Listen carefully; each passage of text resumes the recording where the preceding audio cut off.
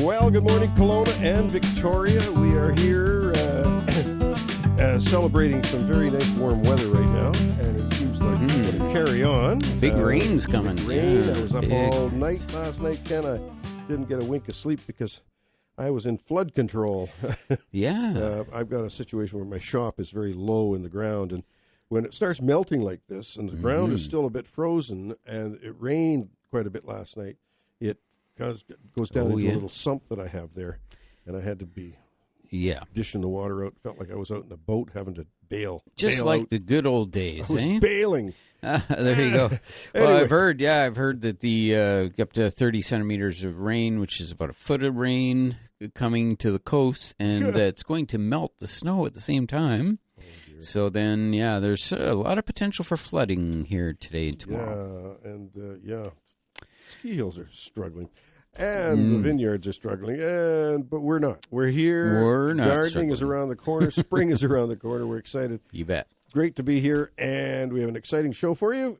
My tip of the week is spend some time cleaning, repairing, and sharpening your garden tools in preparation for the season.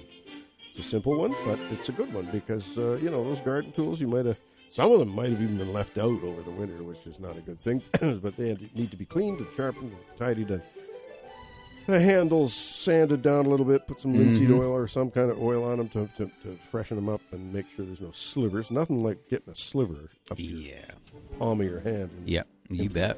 My plant of the week is the Lediboria, socialis. Lediboria socialis. It's called the leopard lily. And silver quill is another name for it. And it is indigenous to the very, very hot savanna of South Africa. Oh, so yes. That's why you can kill this baby giving it too much water. Right, and probably cold, maybe. And cold, too, yeah. Cool and too much water will kill it quickly. Right. And I've almost killed mine, and it's coming back now. There you go. And the key with this baby is leave it alone. Leave it alone. There you go. All right, that's good advice. I also have a tip of the plant this week, and my tip of the week is it's very important to know that plants' roots breathe oxygen. So when you're watering your plants, it's important to give them water because that's part of the puzzle. But they also need to dry out between waterings to allow for fresh air to get into the soil. Leaving them wet all the time just literally suffocates the roots. So allowing them to dry before you add more water is really important to pretty much all plants. And plants that are more dry, say like succulents or cactus, that period can be a period of months without water. But most of your tropicals, you just have to check them. That's why I always say put your finger in and check for moisture. If it feels wet, leave it another few days, check it again. Just don't water it if it's already wet. You need to have a little bit of dryness between each water to allow the roots to breathe. All right, now my plant of the week this week is the, just one second here. My things, my Monstera delosia, which is a split-leaf philodendron. And this particular plant that I have was a cutting that I took. So I had these beautiful big cuttings of the Monstera delosia, and I got them last August. I put them into a pot. I grew them on best I could, trying to keep them alive, not too wet, not too dry, nice and warm, all these things. And they just kind of sat and didn't do anything. And some leaves dropped off and whatnot, so I snipped them off. But I kept the main base still there. And lo and behold, just this week, I've got 3 new leaves shooting up. So this is it. I made it to this point, made it through to fruition. And now when those leaves open, it's going to be spectacular. Once again, proving that, gardening is really all about anticipation. And I've been patient waiting for this, and it's just great. Awesome. Well, that's my tips and plans for this week. Remember to check growercoach.com and Grower Coach on YouTube. Well, Ken, that's a great story. And nothing like having some success in plants. Right? Yeah. I got this really cool philodendron. Got a fuzzy stem on it. I got it from Dwayne up in Golden, and took a cutting, brought it home, and stuck it into some nice clean potting soil to root it, right? And it slowly died It got some kind of a stem rot or disease or something on it, and but the tip was still alive, still green. So I cut it off beyond the disease. Yep. I put it into a glass of water, and I never root things in water, but I thought, well, let's put it in a glass of water. See, give it one chance. Give it a try. It's got some roots showing on the bottom of it, Ken. How exciting is that? I mean, that's really cool. It's fabulous. Well, we've got a caller here, and it is none other than Ariel. Good morning, Ariel. Good morning, gentlemen. I have two questions. Well, one question. One question involved in two. The Dracaena fragrance corn plant. I had one given to me quite a few months ago. She came down and says, I can't do anything with it. I think it's dying. Well, of course, it was soaking wet, and it was in too big of a pot. So I took it out, and I repotted the thing in a smaller pot. And it looked like it was doing well, but I think she kind of just was too vigorous on her watering. Now, one part of it is quite tall. It's about 2.5 feet tall, and it's got this one on the end that's beginning to turn yellow and die. And I heard you say that you can chop them off, and I've been looking at that, but I wanted to get your advice, because some of them are saying that you can do that, but you have to put the stalk into a rooting, what do you call it, a rooting hormone? Yeah, a rooting hormone. Do you advise that? Well, it's fine to do that. I mean, it helps to improve the odds of rooting. It's not absolutely critical. Like, I've done a lot of rooting of these things where I literally just chop them off and pot them into another pot with no roots or anything. Just nice, fresh, clean soil and a clean pot. Put them, the stem, because these usually have fairly large leaves in a straight stem. So where you chop it off, usually just put that right to the bottom of the pot. And then support the thing a little bit and give it some good moisture, and generally it'll root right into that soil. The rooting hormone, what it does is it triggers some of the dormant buds that are in the stem. It triggers those buds to convert to root buds, and then that's how, when it gets excited and starts to grow, it just for sure will grow roots. And so it helps for sure to use a little bit of rooting powder on that, or rooting hormone. And so the time of the year, is it important, or can I do that now? You could do it now. Just remember the two things with tropicals like that is warmth and light. And so warmth, that just means maybe slightly above room temperature at this time of year. So like, I have a little heating pad that I use for germinating seeds. And what I would do then is just put it, say, on the floor somewhere, and then set my my pot on there to plug in my heating pad, and it kind of warms up a little bit, giving some bottom heat, and then just watching the moisture, make sure that you keep when you said warmth, I'll tell you what, it's sitting right now out in the lobby, and it's every time that door opens, it gets cold. So yeah. Maybe that's not a good thing to do with that out there, but I just don't want to bring it into my place here. And right. So I'll wait till it warms up, I guess, eh? Yeah, and just keep in mind that there a couple of weeks ago when we had that frigid temperature, if it got a chill during that would also cause some discomfort to the plant and potentially some steps backwards. Well, there's a whole pile of them out there that I've got going. They're just doing fine. Thank you very much. Good, but this one here is so picky. I think it's just, been practically killed. Yeah, let the roots dry, and then every once in a while give them a good leaching, because remember that leaching issue we've talked about? Yeah, that helps to get the roots going sometimes too. Okay, thank you. All right, okay. Thanks, Ariel. Good day. Take care. Bye-bye. Bye. And on that note, we are going to take a short break. Well, the days are getting longer, Ken. We're 1 hour now today. 1 hour longer than we were in the short day in December. That's great. We got a whole hour. And the other day when it was sunny, have you ever seen plants jump? Yeah. My plants were jumping like those girls jump, or the guys, on The Price is Right. Right. When they come running down and those girls there jumping, yep, and they got their legs going up in the air. That's what happens when the sun comes out. The sun came out, the plants were doing that. We're jumping. They were doing that. They thought they were on The Price is Right. It just goes to show you how important that light is. It just gets things up and going. Happy. They were smiling. Yeah. Plants can smile. Oh, yeah, and the whole greenhouse just warms up. It's nice and toasty, and, it's beautiful. People often say that dogs can smile. I don't quite see it. Maybe the odd time, but they're not really smiling. It's just the way the shape of their mouth, Yeah, something like that. But plants can smile. Mm-hmm. They can. Well, we got a great show here coming up today because we've got some guests on, or at least one guest. Well, we've got our friend Dan Bruce will be phoning in fairly soon. Yep. But we've got a gentleman from the Dahlia Society calling in, and we're very excited about that. I'll introduce him as we come on, but right after the news break, we'll have him come on talking about dahlias. Yes, it's going to be Victoria interesting. Area. He is the man, one of the folks in the Dahlia Society, and he's volunteered to come on the show and talk about the society and talk about dahlias in general. Mm-hmm. And we'll have him on a couple of times through the season because that's what dahlias are all about: the storage of them, the planting of them, the starting them up, and all that stuff. Yeah, you betcha. So excited to have that. All the different varieties. I'm just amazed at how diverse that group of plants is. It's just amazing. Oh, it's wonderful. Yeah.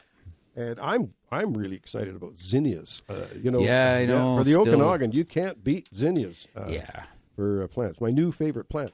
And we'll talk about that as the spring progresses because I'll be planting my State Fair mix again. I was just so happy with it, and I'll try some shorter varieties as well. But that because they do so well in the Okanagan for sure. Yeah. Oh, yeah, and deer resistant too. Not necessarily marmot resistant, but deer resistant. Are they? Yeah. So nothing like having deer resistant. Yeah.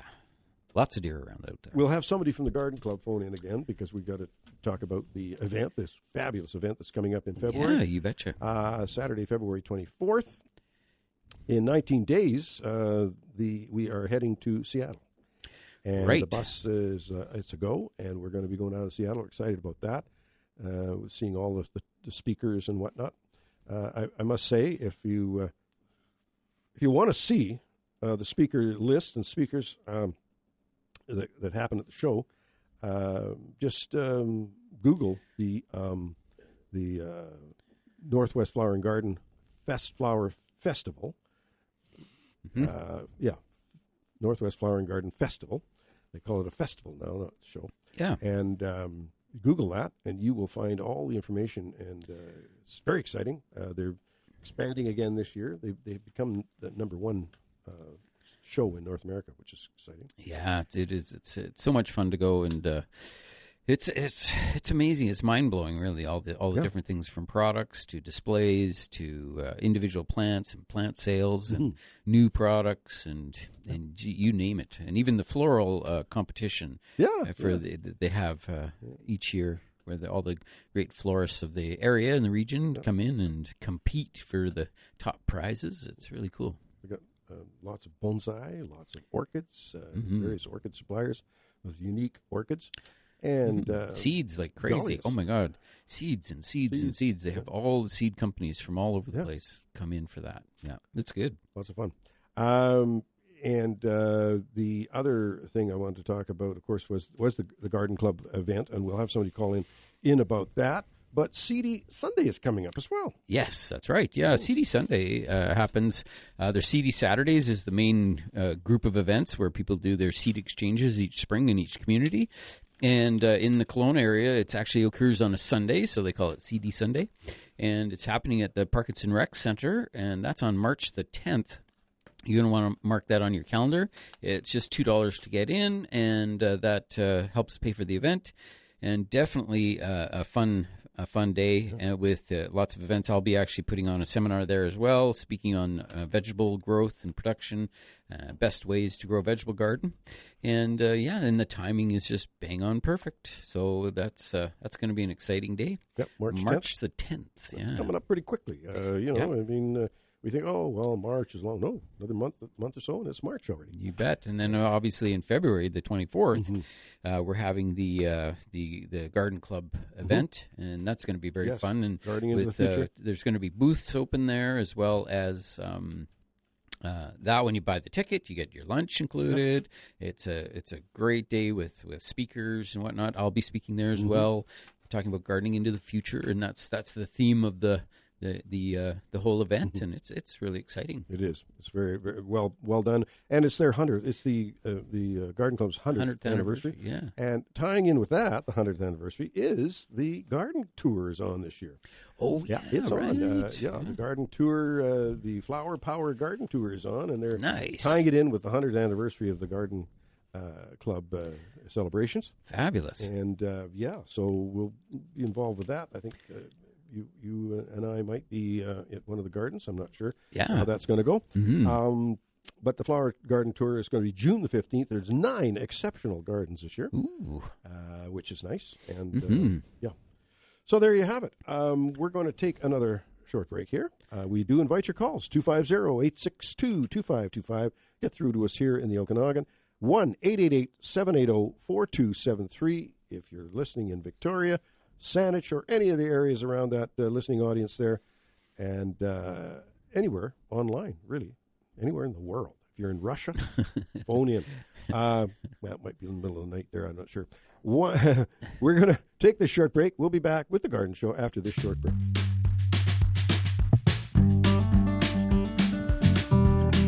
Well, we are back with you. Snow on the mountains, Ken, but rain and flats here. Yeah, rain, and melting quick out there. Quite warm. But and like I said, I was in flood control last night in the shop. Yep. I am going to go to the lines here, and guess who's on? Dan Bruce is with us. Hey, Dan, how are you doing? Oh, not too bad. Hey. Did you have a flood?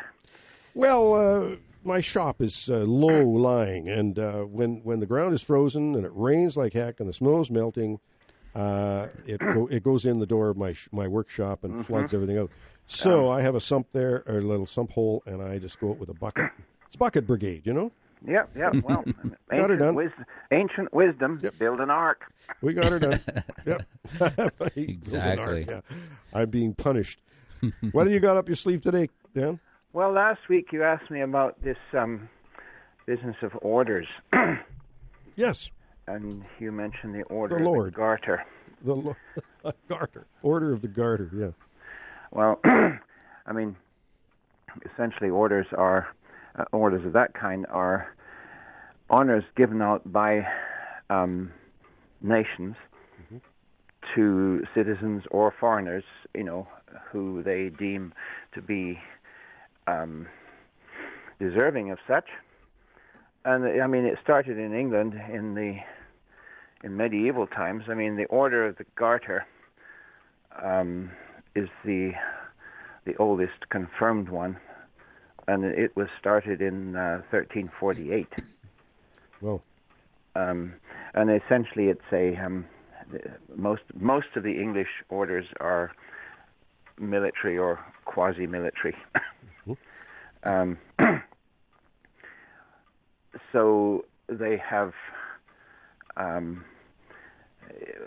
whoever's in the order is part of this sort of group. Quite often they're limited in numbers, and they are regarded as knights. And they have the sort of official decoration itself, a kind of a medal, jewel thing that is worn, and other items of, clothing that distinguish them. But the garter itself is a garter that holds up your pant leg. And Edward III, I think it was, who started it. There was some episode at court where a lady lost her garter, and somebody made might have been a bit of a crude joke, and Edward thought, no, that's not right, and he replaced it, and well, somehow the idea came to him to start this order. But it spread around the world, and I mean, for instance, Mexico has the Order of the Aztec Eagle, which is given to either Mexican citizens or to foreigners who have benefited Mexico in some way. Guatemala has the Order of the Quetzal. And the Quetzal, of course, is the bird that is the official name of the Guatemalan currency and appears on the coat of arms and everything. But I was Eric Thompson in England was an ancient Maya scholar. Did a lot of work on Guatemalan Mayan archaeology, and he was awarded the Order of the Quetzal. Just 18 months before he passed away. Well, there you go. Now, is it similar like we have the Order of Canada? Yep, that's the Order of Canada is Canada's answer. I don't know about the States. I think they have some different thing. And Japan has the Order of the Rising Sun. Wow. Well, there we go. We're educated now. Well, you might say that you can't always rely on me. I might lead you astray. I know you could. We've got a gentleman, Barry Willoughby, is coming on with us after the 9 o'clock break. He is a member and one of the higher ranking folks in the Dahlia Society in Victoria. So he's going to talk to us about dahlias and the various aspects of it. He's very, very passionate about it. Been working with them for years and years. So we'll be getting educated in dahlia once culture. Again, yeah. It's an educational program, Dan, this is. It is, yeah. and it's kind of fun. Yeah, it is. We learn to say dahlia, not dahlia. Yeah, that's right. Well, I'm going to put that question to him, too, see what... but, I mean, the fact is, it was not Mr. Dale that this... No. it was named after. It was Dahl. Mr. Dahl. I think D-A-H-L, I think. Yeah. Yeah. But okay, so is it Mr. Forsyth or Forsyth? Well, I've always said Forsyth. Exactly. And I actually knew a family in England, and that was their surname, and they all said Forsyth. Yeah. And so Forsythia is Forsythia, not a Forsythia. Not a Forsythia. What about a Clematis? Clematis. That's quite a difference. Potato, tomato. Yeah, all that stuff. Dan, always I have to move on here, but always a pleasure to have you come on and say your words of wisdom. All right. Well, have a wonderful day, everybody out there. You betcha, Dan. Take care. Okay. Thanks, Dan. Bye-bye. Bye for now. Yeah, that's the puzzle of pronunciation was actually last night when I was studying the Burns night thing and talking about Robbie Burns. I came across and I'm going to go back there and do this. It was a website with a gentleman on there teaching you how to speak with a Scottish brood.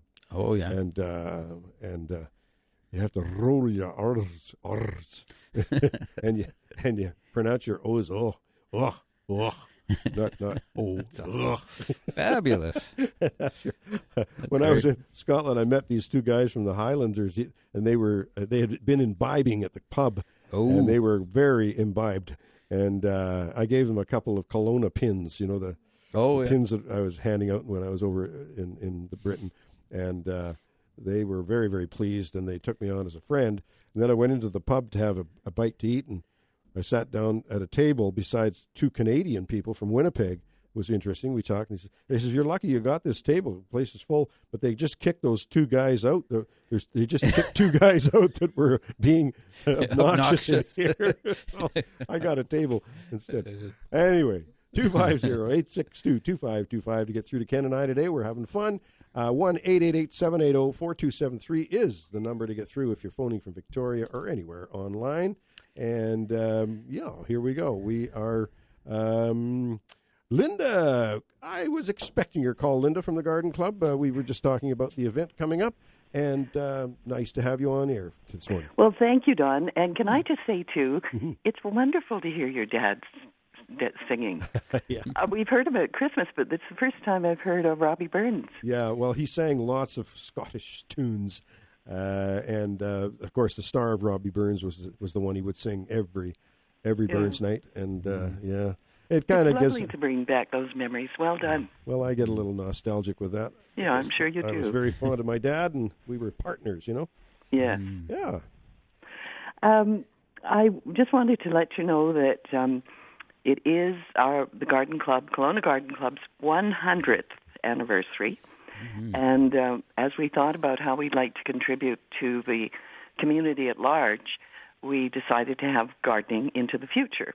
And that's going to be on the 24th of February. It's being held at Trinity Church. And in addition to our dynamic speakers, of which Ken is one, and of course you're going to be the MC, we're having what we kind of, I suppose we'd call it a garden information market. We're going to have people demonstrating as various things such as kitchen composting, seed starting, a little bit on how to prune. Our Floral Arts, Okanagan Floral Arts group is going to be doing a demonstration on flower arranging and floral arts. So it's going to be a combination of, we tried to encompass all the wonderful aspects of gardening. You know, I'm very pleasure and the joy that gardening gives you. You betcha. I was quite excited to hear from Don Tamaki that the Bonsai Club is going to be having a booth there. And that's and exciting. also the Orchid Club as well. Oh, the Orchid Club's there too? Okay. Nice, I want to get a contact from the Orchid Club, from a member, because I need to get some pamphlets from the Orchid Club to give out on the bus to Seattle. Oh, right, of course. And we've got. Well, maybe we can help with that. We're our club, our organizing committee's meeting this afternoon. I'll bring it up. Could you bring that up? And I'm sure somebody will be able to get some. Perfect. Linda, we're having a meeting right on the air here. This is very good. I like this. Very cool. Exactly. Well, it's very exciting for the Garden Club, and I want to be a part of things and Ken as well as the year progresses here.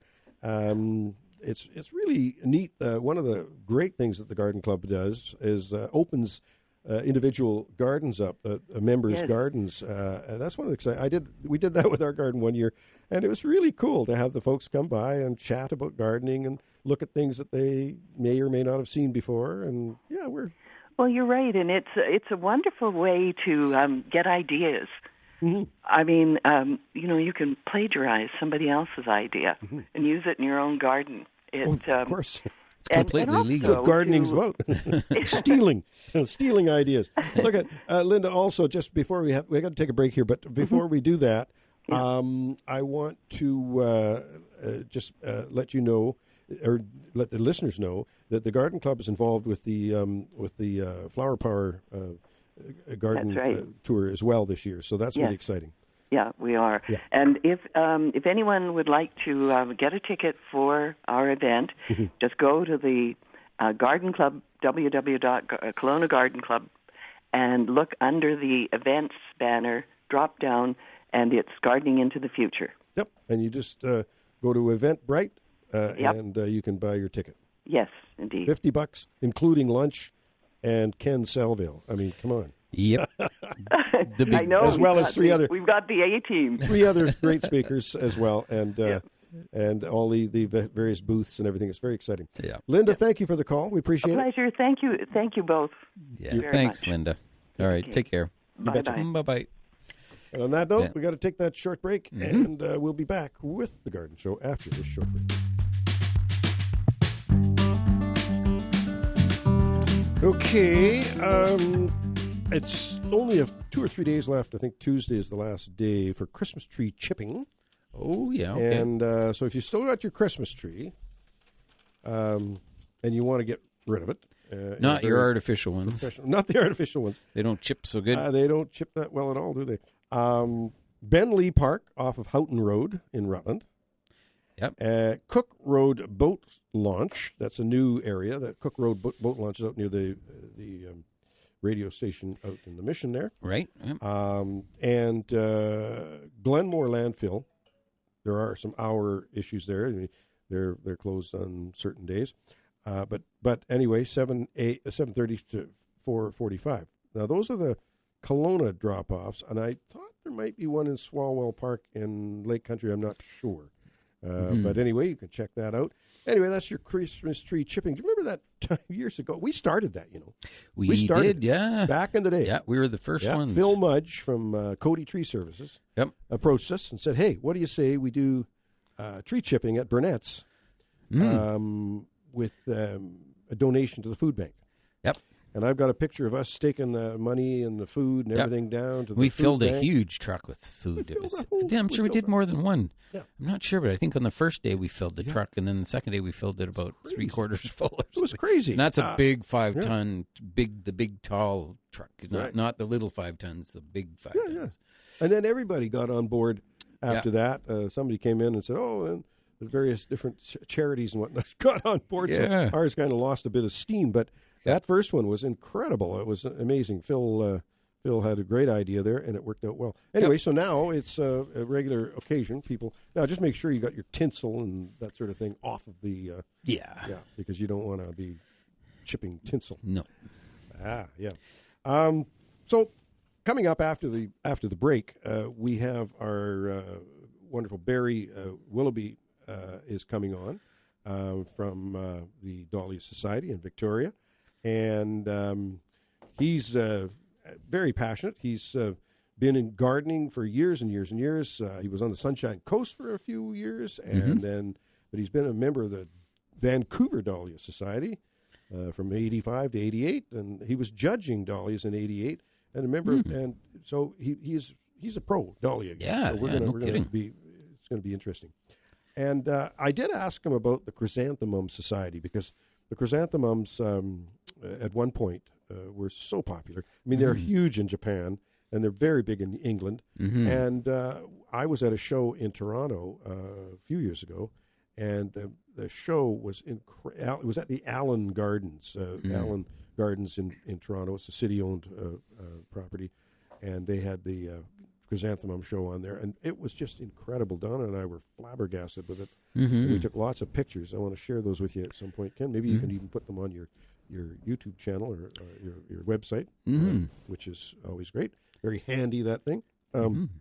And so that Barry was telling me that the Chrysanthemum Society has kind of waned a bit. In fact, it's no longer in existence, partly because bringing in new chrysanthemum varieties and whatnot became difficult because of the restrictions bringing plant material into Canada from Europe and from other areas. Right. The virus thing, and that the disease ties issues. in with the show in Seattle. There are only certain nurseries you can buy plants from and bring them across the border, so you have to be fairly careful about what you buy and where you buy it, and you have to go through the Department of Agriculture and get yourself what they call a phyto certificate. Yeah, phytosanitary certificate to make sure that the plant and that's when you go on the bus, you learn all about that on the bus. You learn about what you can do, what you can't do, and where to go, and all those details. And I'm pretty sure they still have that at either a reasonable cost or no cost at all for the phyto. It always I don't think was. there's any cost for it. Yeah, no. It has a value of I think like $260 US. The show covers it, but the show takes care of it. Yeah, so at least they have done in the past. Can't be sure because I haven't really checked into it this year, but it's exciting. I bought some mushrooms spawn there one time, and it was impregnated into or injected into some maple slugs, maple plugs, and So anyway, I asked the fellow selling me these mushrooms, this mushroom science, take it to Canada. Oh, we ship to Canada all the time. I said, oh, okay. So I bought them. And then I went to the agricultural station there to get the phyto on it. And he said, oh, no, unfortunately, you can't take those into Canada because it's not the mushroom spawn. They're not worried about that. It's the maple plugs that could have P. ramorum disease in them. In them, which is very, very serious, and they're watching that like a hawk. Yeah, you bet. And no wood. So that's I the went rule. back the fellow that sold them to me didn't give me a refund because he said, "Oh no, we ship to Canada all the time. That's not." And I couldn't get my money back, so I thought, well, I'll put them in my briefcase, and put them in my briefcase, and if I get stopped, I get stopped, and they'll take them away. I don't think I'll go to jail. Well, Ken, at that border, I was sweating. I might as well have had a kilo of cocaine or something in my briefcase because I had these stupid mushrooms in there, just about 5 or 6 of these little plugs. They were shiitakes or something it was like that. awful. And so don't ever get me to smuggle anything across the border, because I wouldn't. You'd fail miserably. I'll plead guilty the moment. As soon as you set eyes on the officer, yeah. That's right. Well, and that does bring to mind, though, that since then, I would say that the home mushroom growing has really exploded in the last few years, and it's fabulous. There's all kinds of kits and things available. I noticed at Bylands they had mushroom kits there, and I think they have them at Buckerfields as well. And it's just really cool, fun to try, super easy. They're just ready to go. Yeah. Basically set them up and cut a hole in the little bag and just observe. But of course, you want to create a nice high humidity environment, which can be done just simply with a little plastic frame and some clear plastic bag or something. And really, really super easy to set up. I've got them in the greenhouse, my kit. Yep. It's just now starting to, I can see some action going on. Mycelium is a little bit. Mycelium's now covered the inside of the bag totally. I'm waiting now for what they call the little buttons to show up in the hole that I've cut in the top. And we'll see how it goes. Donnie Stoltz has turned out very, very well. It was really good. Which varieties did you? I knew you were going to ask me that, and offhand I can't remember now. Oyster mushrooms are usually they're the easiest ones to grow. Yeah, I've got mine are called chestnut. Oh, chestnut mushrooms. Yeah, they're nice. Yeah. Very nice. Well, we're going to take the break, and we're going to have our guest come on. Barry's going to come on after the break. Ken, we do invite calls as well. 250-862-2525 to get through us if you're in the Kelowna area. 1-888-780-4273. And, to get in, if you're calling in from Victoria, it's really great having our Victoria listeners here on board. And we've learned a lot from them, and we invite the Victoria listeners to anybody that's involved with the Garden Club, or as Barry is involved with the Dahlia Society. Yeah. Anything like that, give us a shout, either Ken or I, on our email address, or you can call into the show and just let us know what's going on, because we are here. We've done this for many years. Since 1983, we've promoted gardening activities and other activities in the Kelowna area, in the Okanagan, and we are now certainly inviting our Victoria listeners to do the same thing. Yep, sounds great. You betcha. And we are now getting to the point where we're going to take that break, and we do invite your calls, and we will, I think we can probably get the music started, take the break, and get into our next segment when we come back with the Garden Show after this break.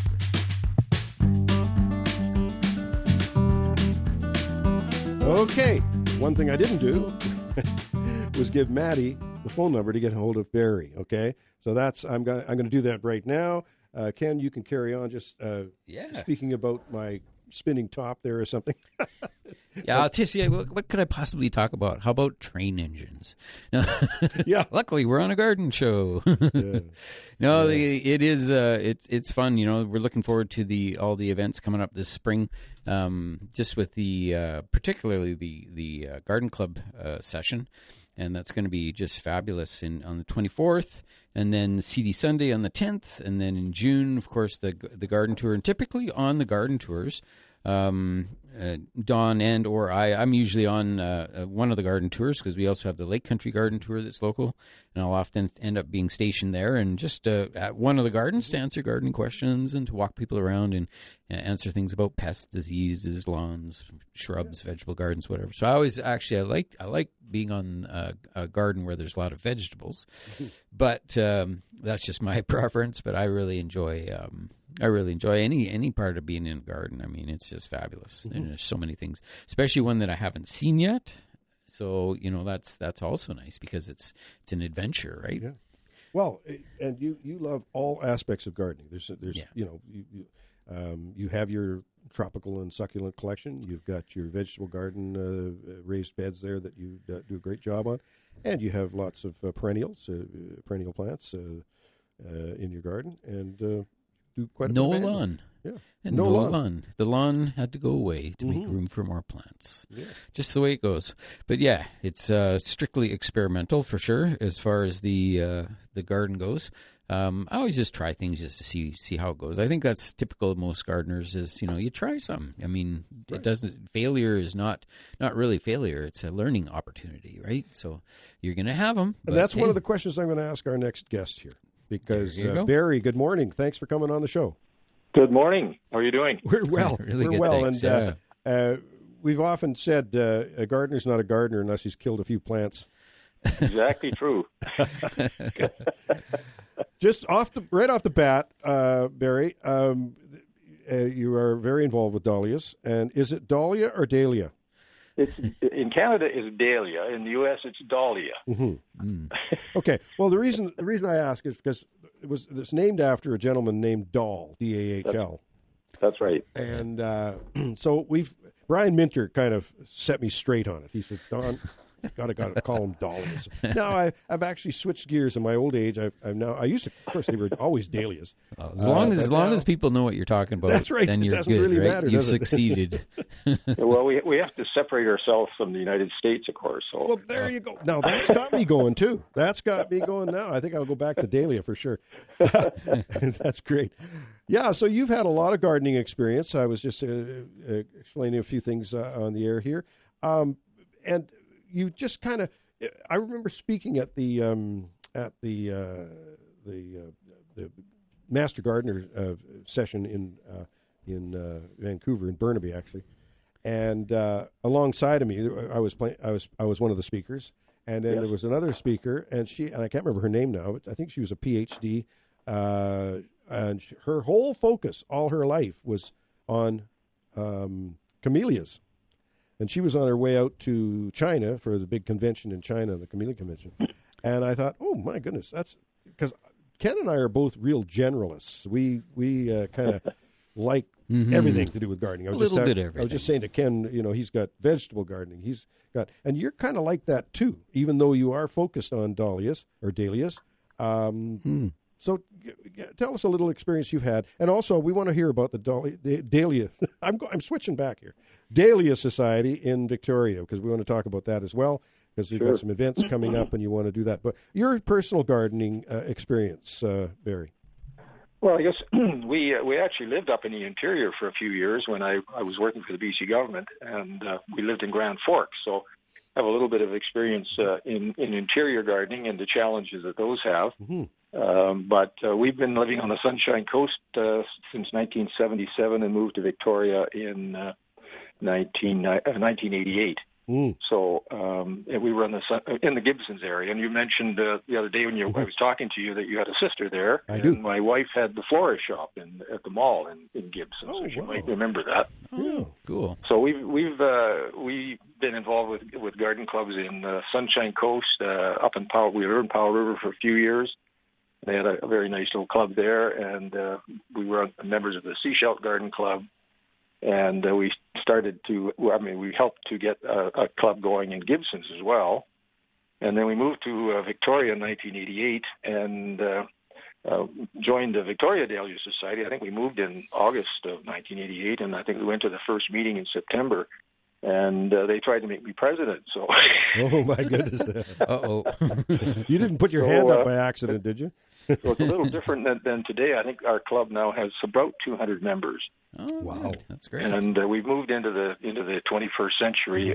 So if any of your members are interested, or any of the people that are listening are interested, they can go onto the Victoria Dahlia Society Facebook page, and there's lots of nice pictures there. And in fact, there's one there I just happened to look at that happened to be a picture of myself, and we were doing a parlor show last September. So there's lots of information there, lots of nice pictures, and some of the people who are involved in our club, including the young lady, Connie Young-Davis, who was actually the biggest show winner at the National Dahlia Show in Portland I guess it was in September. And she won Best Single and Best Triple in Show. So wow. Canadian gardeners are quite competitive when it comes to being able to do well in the United States. So so we've been around according to my last, we've been involved, the Dahlia Society in Victoria has been going since this will be their 78th year. Wow. So they've been around for quite a while, and I've been glad to be part of that. And my wife and I have both been presidents and been on executives, I think, since we came here. And we're now starting to slow down a little bit and looking at possibly giving up some of those duties that we've been doing. But gardening, we've always had a vegetable garden for many years, and it's always a little bit of enjoyment to do that, plus a regular garden. I've grown roses and all sorts of different things over the years, but kind of settled in with dahlias, and we've been quite involved with that area for at least 30, 40 years now. Well, there's quite a family of dahlias, the various forms of dahlias. Any of you, do you have any favorites as far as the well, I've always, my wife, because she's the florist, we mostly been growing the double forms, although the single flowered forms have been a bit more popular maybe in the last 10 or 15 years, and a lot of them are now considered separate forms under the dahlia rules. There's actually, dahlias are broken up into a number of different categories. The double-flowered forms are the ones that were most liked by people, and because they're bigger and they show bigger and things like that. But the smaller ones have gained quite a following in the last, like I said, 10 years or so. Yeah, the little pom-poms. The ball form ones. The pom-pom form has been around for many years. It's one of the earliest ones. Dahlias originally came out of Mexico. Okay. And they went into Europe, into England, and there's been a lot of hybridization that's occurred over the years. And all the original dahlias were single-flowered, and now we've got all these fantastic forms and colors.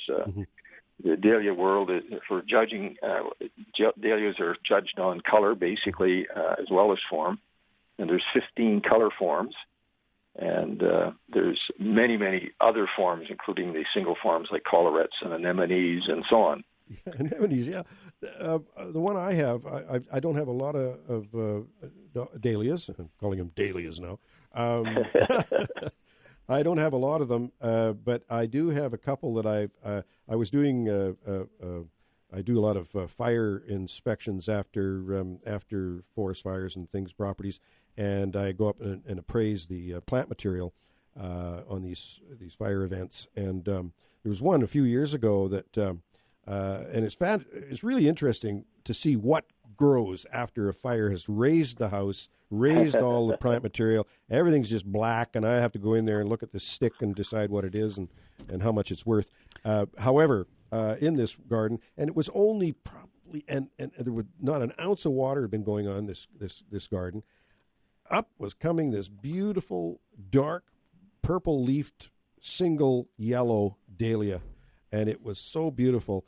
I had to snitch a little piece of it. I hope the person I didn't take it all. I just took a little chunk, Yeah. And I still have that baby. I don't know what the name of it is or anything, but it's been a real pleasure to have. And people walking by my property, I have it right out in front yard, and they always look at, what is that? It's a yellow single daisy flower. The dark foliage is a recessive characteristic in dahlias. Okay. And there were a number of ones that were grown around, and people use them primarily for bedding along the driveway and that kind of thing. And they are quite showy. Yeah. I found in the greenhouse, because I did grow it on a little bit in the greenhouse at one point, the humidity got to it, and it got quite mildewy. Yes.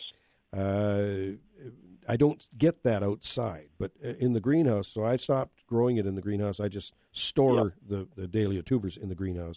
Dahlias are susceptible to mildew, and in Victoria, we can get mildew. Usually, if you do, it's later into the summer, more into late August, September. Right.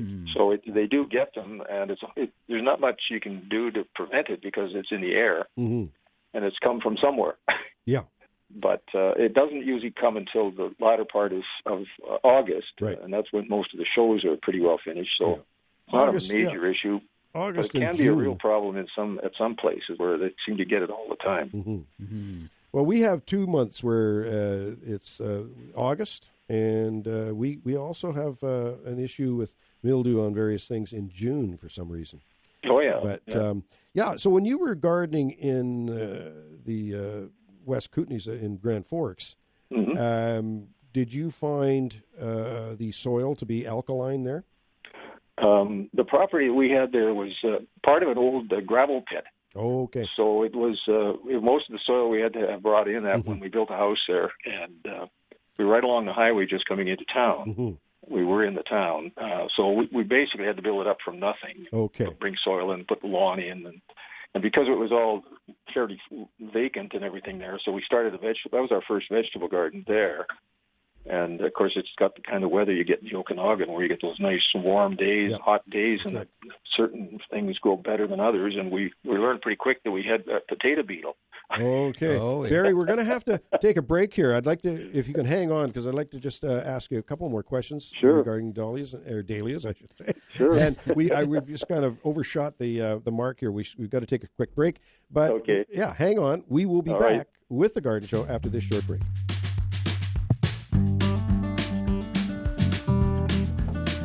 And here we have with us, welcome back to The Garden Show, by the way, and we have Barry Willoughby with us, which is a pleasure to have you here, Barry, talking about dahlias. I'm saying dahlia now, at least while we're on the air today. I got so used to saying dahlia that but I want to be Canadian. I don't, Be Canadian, yes. Yeah, we're very Canadian. So we talked a little bit on the phone yesterday or the day before about the dahlia storage, and of course this isn't the time of the year you want to talk too much about it because they should be already stored and put away. But there's so many ways to skin a cat, and there's so many ways to keep dahlias alive over the winter, and you've done a number of them. Yeah, there are different ways, although over time you kind of end up doing what works for you. And I know different people in the club store their dahlias in different ways. The original way that people used to store their dahlias was in the old days when everybody had a cold basement area, a cold frame, or not a cold frame, but root cellar type of thing. A root cellar, and I know that's kind of what I don't know if you've mentioned ever about Ferncliff dahlias in Mission. Yes. But that's how they store their dahlias. They have a big root cellar there. I guess it was part of the farm operation there from the old days. But that's probably one of the best ways. I know in the prairies, a lot of people still have them, especially on the farms, and they work very well. Many of us don't have that option these days. No, not anymore. No. So in the interior for overwintering, it's a bit of a challenge because you have the very cold winters that can send frost down every year pretty well, and it'll kill them because they are a very weak perennial. And so you can leave your dahlias outside some years? Yes, in Victoria you can. In fact, I used to tell people when I was running flower sales in the Sunshine, on Keating Crossroad here. I would tell people, look, just if you've got a few dahlias, if you've got a raised bed, that's the best place to grow them because you can probably get away with leaving them over the winter, especially if you don't have anywhere to store them. Because the groundwater in Victoria, or the soil in Victoria, is fairly shallow in most places. And so when you get the heavy rains, the water comes right up to the ground surface, basically. And if the dahlia tubers are underwater for any length of time, they'll just rot. They'll rot, yeah. They'll rot. So over time, the various methods have been tried, and I remember many years ago, we used to try waxing dahlias, where you'd cut and split the tubers, and then you'd have the nice little tuber, and you put some paraffin wax in a pot of water and let it melt, and then you would stick the dahlia in both ends, and so you don't burn your fingers. And that was one way that you could concentrate the good part of the dahlia within some kind of a barrier that would prevent it from drying out. This is very good information. It's the first I'd heard of it when you mentioned it the other day. So I haven't done that for many years, but the latest thing that a lot of people are doing here are wrapping the dahlias in cellophane. And then putting them away like that. Make sure they're good. Their skins are on the tubers are pretty well hardened, and then they wrap them up and put them away that way. I do something similar, except I've been doing it for so long. I'm still following the old way. I cut and split, and I'll put 3 tubers in a bag with vermiculite, and just put those in boxes and hope that they don't rot. but I make sure that I go and check them regularly, maybe every month and a half or so, to make sure that if there's any rotten ones, I take them out. Mm-hmm. So that's how I do it. There's other sort of ideas along that same line, but that seems to be the main way that they're done here, is either protect them by having them elevated, or if you've got good sandy soil, then you probably take a chance on leaving them in. Mm-hmm. And then the other is to try and dig them and cut them, split them, reduce as much of the mass that's there as possible, the stalks and that. So, Barry, what's the method that you use, or what is the timing, and how do you start them? Do you start them in individual pots, or do you put them right in the ground? And in Victoria, of course, it's going to be different than it is in the Okanagan. But well, planting-wise, it's probably not a lot different because the ground is pretty damp in the springtime, even here. So we generally plant in May. Okay. Some places can plant as early as 1st of May, but sort of rule of thumb still is around 24th of May you're safe. There you go. That's for planting outside. That's for planting directly out into the garden. Potting up, most people bring their tubers out and warm them up a bit. Like I have mine in my garage, which isn't the best thing in the place in the world, but it's the coolest place, and it's protected from the rain and all that. Right. Mm-hmm. But I have a big thermometer in there, and I can have a look at it. It usually runs anywhere from 40 to 50.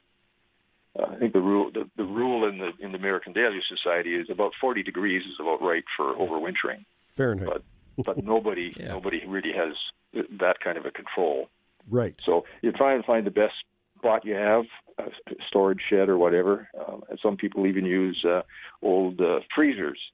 Oh yeah, that'd be good. They can leave them outside in the back of the house and put the lid down, and that's one of the ways I've heard people have tried storing this. So mine are just in boxes in my garage. So old freezers, but not plugged in or anything, just an old freezer. Just use it as a storage unit. Yeah. And in the Okanagan, that might work if this freezer is in your garage, your covered garage, your unheated something like garage. That would probably work there. We never were in Grand Forks long enough really to worry too much. We had a vegetable garden, but didn't grow too many flowers. So right. It wasn't until we moved into the lower mainland area or up the island. Yeah, well, Barry, you mentioned Ferncliff, and of course it's a wholesale nursery. They may have a retail outlet, but I believe it's mostly wholesale.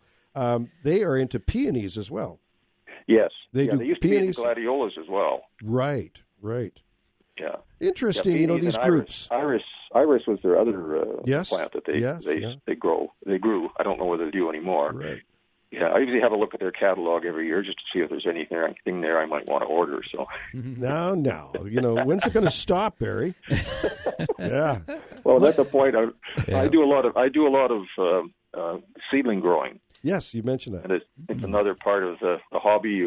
After you've grown all the best varieties you could find, you say to yourself, well, gee, why don't I try and produce something myself? And it's a challenge, but it's not that hard. You can collect seed and grow them on and see if you can get something that's good enough to beat the better ones that are on the show bench. Cool. And how long does it take you, by the time you do a little cross-pollination and collect the seeds, plant the seed, how long does it take you before it comes to fruition?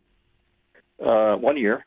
Oh, okay. Oh, really? If I collect seed, I have seed that I collected last summer, and that seed I will plant this spring, and those will flower this summer. Cool. Really? Well, we've had some very, very prominent lily breeders in Kelowna, both of which have passed away now, but they were very, very prominent and sort of known throughout the lily world, And one of them developed one called an Orient Pet. Pet, in other words, a cross between the trumpet lily and the oriental lily. Oh, yeah, sure. And they were like 6 feet tall. 8 feet tall. Wonderful. Yeah. It was really huge. There was a lily society here. I don't know. I think they're still operating.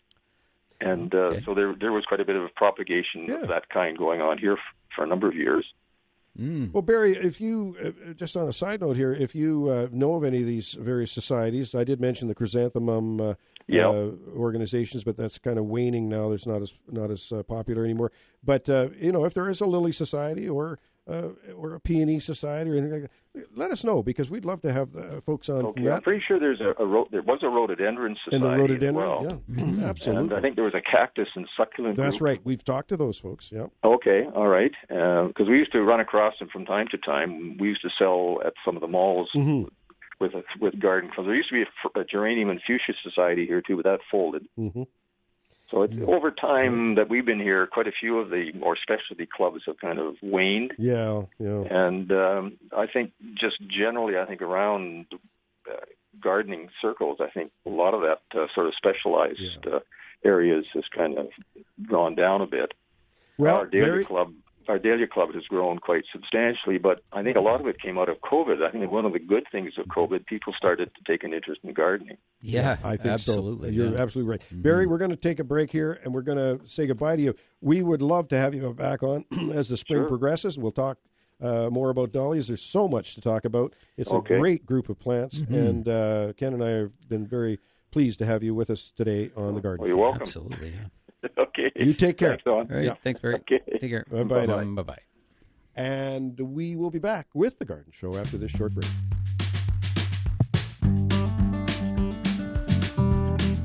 Okay, we're back with you, and that was a nice chat with Barry and all about dahlias. Now, Ken just brought up the fact that this is the time of year when home gardeners are starting to get excited and plant seeds, some of which they plant too early, some of which they plant too late, and timing is quite important. And that's one of the things you're going to be talking about at the Garden Club event coming up? Yeah, for sure. We'll talk about all aspects and where we're going with this whole thing, for sure. So what should a person do? I mean, one of the things I really focus on with my seeding is making sure everything's clean. Yeah, oh, absolutely. That's with seedlings. You don't want to, lose your entire crop because of a disease getting in. It's good to just know some of the basics and some of the cleanliness that goes on. So just hand washing is the first starting point. But I know some people actually put their trays and things in dishwashers, that sort of thing. You have to see, you don't want any debris on those items if they do go into a dishwasher, and that certainly is helpful. I think phosphoric acid is what they use in dishwashers to make everything clean, and it's a good. It can really help to sterilize things for sure. But what I usually do is I use like rubbing alcohol, isopropyl alcohol, and I put it into a little misting bottle. Okay. And then what I do is I can mist things to make sure that, it's sterilized. So even though I've cleaned it and it's nice and clean and everything, I don't know yet if there are spores on there or things that are microscopic. So just with a quick mist, with that, you can get a very fine, thin coat over things, and including your pruning equipment, that sort of thing is great for sterilizing it. And then, then you're good to go ahead with your soil. Getting fresh soil is always generally a wise idea. Again, buying the higher quality product, which means spending a little more, gives you usually a little better quality finished product. But yeah, so a starting point. And then, like we were just saying, it's getting the right plants at the right time. And, right now it's still a bit early for some things. But I always look at the number of days to harvest on the crop. And depending on where you live, that's how you know sort of when to start. And so some items that you grow are over 100 days. And if you have things that are over 100 days, some are 125, like some types of peanuts, that sort of thing, depending what you're growing. Some, you just want to just see how many days it is to harvest. And those items that are really take a long time to get to harvest, you may want to start those a bit earlier to kind of fit in with your seasonal schedule, depending where you live. And then if you are starting them early, you generally have to have supplemental light. So you need to have a grow light of some sort because it's just not bright enough to put it in a window to get these seedlings and things started. So we talked about heating pads or heating mats to put underneath your seedling trays to get them germinating quickly. As soon as they germinate, they come off the heating pad. Air circulation, really important.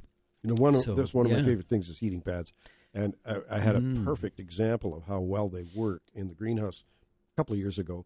I was growing my early onions that I started at this time of year. Not doing it this year, but most years I do. And I have these little seedling trays, and I have my heating mat underneath it. And I didn't have the big mat going. I have these small jiffy mats going. Yep. And they were all on the mats, and then half of one of the seeding trays was off the mat at the end of the table. Yeah. a just profound difference between the ones that had the bottom heat and the ones that didn't. Yeah. It was just profound. It was just so evident that it works. So absolutely. Very good investment. Oh, for sure. And they're not expensive. They're common now and available in your local garden centers. And so it's something to get. Or if you know somebody who's a gardener and you need a gift for them, you know, like I don't know how many heating pads we have, but hey, if I got 2 more, it'd be awesome. Like, that's right. Keep them coming. You know, you can right. use a lot of heating pads. And I was just mentioning earlier in the show, we were talking about, rooting plants and perennial plants, or in the case of tropical plants specifically, is they love that bottom heat. So if you had one of these little pads, even if you just used it for propagating a few tropicals, put them into pots and soil without, maybe a bit of rooting powder in soil, moist soil, and then setting it on that nice warm mat. Just unbelievable, the difference. So those are all tips and tricks, to get plants going. And the air circulation I mentioned for seedlings, really important. I like to have a little fan blowing right nearby. Sometimes not blasting. You can blast it directly on them. I mean, they're not afraid of wind, that's for sure. That's part of nature. But having it, at least moving the air around them relatively vigorously, is a really nice touch. It helps with disease, but it also helps with keeping them stocky. And because strong. if they're moving, they strengthen. The stems, that's a known fact, a scientific fact, that if your young plants are moving, like they're naturally they thicken up at the base to become more solid. Yeah. And, absolutely. It releases hormones in the stems that cause the cells within the stems to become more rigid and strong, which strengthens the plant. So yeah, it's a really nice touch to have those things. So right now, some of the things that I think of at this time of year, and like I'm getting ready to, but we're getting close to the very end of January now. So why not, right? You can do some types of hot peppers. The hotter the pepper, the earlier you have to get them started sometimes. So we look at that. We've talked about onions. That's something. Sometimes you can get your onions started really early if you're going to do some by seed. They can also get out really early out into the garden because they're not afraid of a little bit of frost. Another one is fibrous begonias. Fibrous begonias, yeah. Very few people grow those themselves, but we have grown them professionally in the greenhouses for sure. And those particular seeds are microscopic. Yeah, I think they're pelleted. I did buy some last year at a garden center in the seed packs. And they're pelleted. So what they've done is that tiny, tiny little seed, somehow, I don't know how they do it, but they get this water-soluble pellet around the seed. Yeah, how they do that is funny. I've seen them do that. No, so they take this microscopic seed and they blow it up into a jar, like into a glass bottle. And then they blow the air in there and they keep it churning so that the seeds are just like in constant motion. Interesting. And then they slowly spray in a super fine clay and water mixture, just very, very super fine. And they just put it in little bursts, little bit at a time, and it slowly coats each seed. It's just fascinating. I thought it was somebody sitting there with each seed and painting with a it on. paintbrush. Yeah, well, I was thinking that too. But it's amazing. They can do that same process for all the seeds that they coat. We used to mix some into sand, did we not? Like mix. Oh yeah. Oh, we were doing all kinds of things to try to make it work. It's so difficult because we used to just take the raw seed and then we'd come in those little glass vials and you'd snap the end of the glass vial off, and then it was just really eyeballing those seeds to try to get them to distribute, and then definitely can't bury them, right? Because if you bury those tiny little seeds, they just will not grow. So they have to be sitting right on the surface. And misting. Fogging, misting. Fascinating, because you put your microscope or your magnifying glass out to see them. We'd be in the greenhouse. Yeah, and then you'd see the first little leaf show up, and it's like, woohoo, here they come. I made that little tool out of wire to prick them out. Thing. My dad tells a story. Used to tell a story about my grandfather back in the 40s, mid to late 40s. They started to grow. They were growing all vegetables. Right. And they decided they would bring in some seed, some petunia seeds. And they were lipstick petunias, Dad. They're called lipstick petunias. And he brought them in from a seed house back east, possibly Stokes. And Grandpa opened the seed pack, and petunia seeds are small, not nearly as small as begonias, but they're quite tiny. Yeah. And Grandpa couldn't believe this tiny little corner of the seed package had 1,000 seeds in it. He couldn't believe it. So he literally put them on the kitchen table, separated them and counted to make sure he got his value. And I think then he sneezed, and that was it. Then he sneezed. Yeah. You don't sneeze when you're doing that kind of stuff. No, that's for sure. Yeah, we're going to take an early break here, Ken, because we invite your calls. We'd love to hear from you today. 250-862-2525 locally here in the Okanagan, and 1-888-780-4273 if you're calling in from Victoria or anywhere online. And we'll take that early break, and we'll be back with the Garden Show after this short break. You betcha. We've got about 15 minutes left in the show today, and give us a call. We love your participation. And Ken brought up something, another plant that you should be starting early, and that is your pansies. If you're going to be starting pansies from seed, you want to start early. That's one of the ones that get in early. And they love cool weather. In the Okanagan, of course, our cool weather is generally in April, May, June. And then it gets pretty hot for pansies. They don't like our heat. No, but you can see in Victoria that would be ideal. Like I'm sure soon they could actually put them out. So you could start them probably around the Christmas time or even earlier, and get them up and growing, and then bring them on. And then in Victoria area, you'd probably be able to plant them out for sure by the end of February. And they would just be happy because they like to be cold. They don't like to be inside. They don't mind the extra moisture, and they're just pretty happy-go-lucky flowers. That's for sure. For us here in the Okanagan, it's a little bit colder, so they can handle the freezing. They're not afraid to freeze. That's for sure. But it's just you want to establish a decent-sized plant before you get them outside, just so the crown of the plant is just a little bit robust and can survive, the varying temperatures. And then whenever you put plants from inside to outside, you're gradually acclimatizing them to that change in temperature, so that they get used to it. And with pansies, they adapt super fast. Like I've put them out accidentally and then forgot them, and then they froze solid. And you see them in the morning and they're just like as flat as the ground. You think like, oh well, so much for those. But come back a couple hours later and they're all puffed back up and looking normal. Yeah, I'm really enjoying ours. Ours are in containers. When it got really cold, 25 below there, I put them in the greenhouse and then brought them back out, and they're looking really good. You're very kind. We have who I believe is the mayor of Peachland on the line. Louis, how are you? Yeah, good morning, you guys. He's the professional amateur speaking. Yeah, I know. Well, I consider you the mayor of Peachland. No. I wouldn't go that. It is terrible. No. That's not for me. That would be for you. Oh, yeah, right. Listen, BC, the cleanest province in Canada. Is that what we can't have no gas line. We can't have no oil pipeline. We can have no mining. We can have many things. So that we keep everything super clean. Yeah. Now there is Don Burnett with his garden show. I wonder when you're gonna get on the bandwagon, and you're gonna be green too, green, okay? And I tell you where I come from. You should tell all the people, hey, save the ozone, don't plant beans. No. Getting too controversial for the garden show, you know that, but that's okay. We love to hear from you.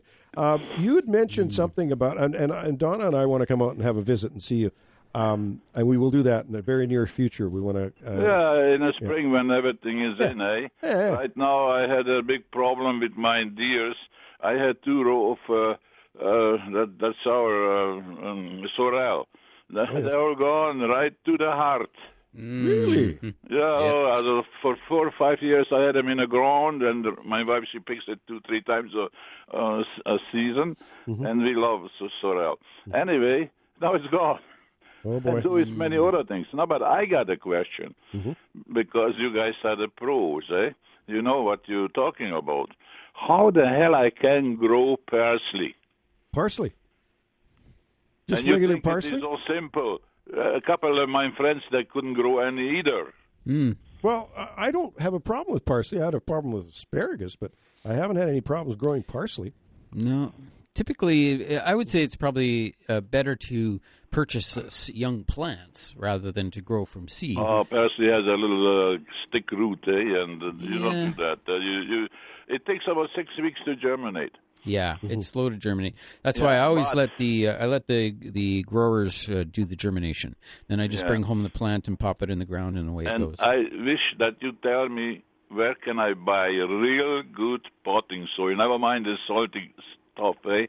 Because last year I put all the seeds into little buckets and what have you. So they said the trouble with that potting soil. You buy it in a bag and top potting soil. No, it's not top. They got it mixed with salt, sand, or God knows what. Well, I'll tell you, Louis, what we use professionally, and I use this all the time in my greenhouse, is the Sunshine No. 1 or Sunshine No. 4. It's a product that comes in a 3.8 cubic foot bag, just like a big bag of peat moss. And boy, I'll tell you, once you switch to that, you'll generally have no issues. Where do you get it? You can get it at Growers Supply, and most of the garden centers sell it as well. Bylands sells it. Bylands would sell it, yeah. Mm-hmm. Okay, what's it called? Sunshine No. 1. Sunshine. Yeah, Sunshine No. 1, or you can get Sunshine No. 4 as well. Number 4 is got more aggregate in it. It's chunkier. Yeah, I will try it because my wife, she is really nuts about that parsley, Mm-hmm. She puts parsley in God knows every soup and what have you, Mm-hmm. And it is all good too. There's no question about. But she's all cheesed off. Hey, it's not coming out. And then well, okay. Well, parsley should come back if it's in the garden and slightly protected. Yes, it'll go to but seed. in our garden we got these terrorists, the four-legged ones. Or the terrorist. Yeah. Well, Louis, you'd mentioned to me on the phone when we were having a chat, you were doing some brass. Yes. You should come and take a look. I done a bronze casting. Bronze casting. I am so fascinated with that. As artist, okay? Yeah. Really nice. I still have here lots of stuff you can look around. Oh, I'd love to see it. I'd love to see it. It is like a museum. It is nicer than my garden. Right now, last year was terrible with me. Mm-hmm. I had an ulcer in my vein. And I could not really on a leg, mm-hmm. and I could not walk around. And even now, I go to the interior health, and they are wrapping it around every 4 days, So, but it's getting now. This year, I hope everything goes well, and I can do my thing. Oh yeah, Louis, I do too. You're a great guy. Look, we're going to have to run, but thank you for the call. We appreciate it. All the best, you guys. Hey, buddy. And save the ozone. Yeah, save the ozone. Okay. You betcha. Take care. Bye-bye. Okay. Bye-bye now. Character. I'll tell you, he's been phoning in since the show started back in the 80s. Good friend. Okay, so we're getting close to the end of the show here, Ken. We just should mention those events coming up, some of the events that are coming up, in particular, the Garden Club event, February 24th. Highly recommended if you're at all interested in gardening or just wanting to expand your knowledge in general and have a nice day out seeing speakers and listening to very interesting speakers, looking at some of the showcasing of the Bonsai Club's going to be there, and there's a number of people are going to be there. Just go to Eventbrite on online, and look up Kelowna Garden Club, Gardening into the Future, and you can buy your ticket there on Eventbrite, $50, and gets you lunch as well. Looking forward to that. I'll be there. Ken will be there. Also, Mario will be there, and a couple other people will be there as well. Talking about xeriscape gardening, and a lot of people are interested in that nowadays, and just gardening in general. So keep that in mind. We didn't talk to Barry about any events coming up at this point in time with the Dahlia. I'm switching to Dahlia now. Dahlia Society in Victoria. Maybe Barry can, if you're still listening, Barry, maybe you can give me that information for next week, and I can talk about that, any of the events coming up, because that's what it's all about. And again, I say to you, if you have any events coming up to do with gardening in particular that you want to talk about on the air, we'd be more than happy to do that.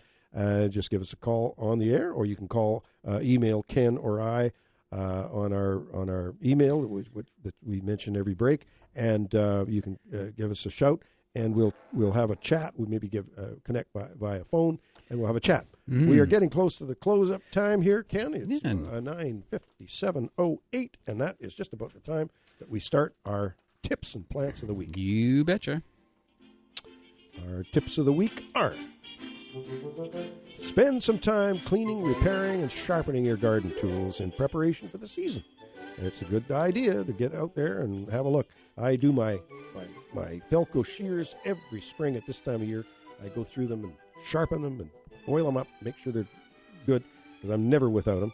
My plant of the week is the silver squill, Lediboria socialis, and the leopard lily is the common name, or silver squill. Mm-hmm. It's a beautiful plant, and I almost killed it, and I resurrected it by not watering it. Yeah, it's from the savannah in South Africa, so it just tells you, you know.